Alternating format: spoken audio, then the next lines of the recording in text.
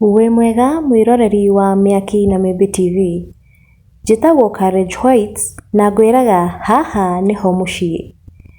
Rĩu mũhunjia wĩ ngumo mũno na mũhunjia wagĩire ngumo rĩrĩa nĩ gũthirima mũcirika wake maguta nĩwe Bishop Johanna nĩarĩkĩtie kuhuruka kũrũmĩrĩra ndwari ya ihinda.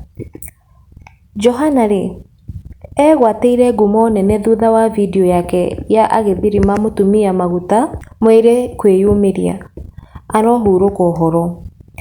Andũ nĩmathiĩte na mbere na gũtũma rambirambi ciao kwĩ bamĩrĩ yake, na reke ngũthomere comments iria cia andũ ũrĩa maugĩte. Hena Sami Kĩnuthia augĩte atĩrĩrĩ, may his soul rest in peace. Willy Gakobo akauga atĩrĩrĩ, utaambia mkubwa nani alikupea kazi ya kupakana nunu mafuta. Huruka thayo muthe.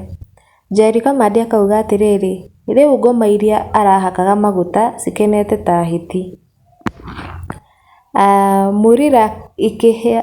Murira Ikehia akauga rest in peace Johana mpapasaji. Mũndũ ũngĩ ũgwĩtwo Anita Linet Mbogwa akauga atĩrĩrĩ, oye hope amebeba mafuta kwenye ameenda kazi ni mingi.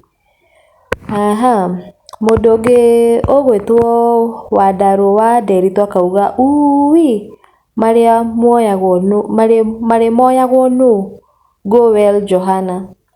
Isaac Kikuyu akauga kwani Bishop anaweza kufa. Na macio nĩmo tũgũkũreheire mũthenya wa ũmũthĩ. No ngũrie ũhote gũsubscribe, like and share.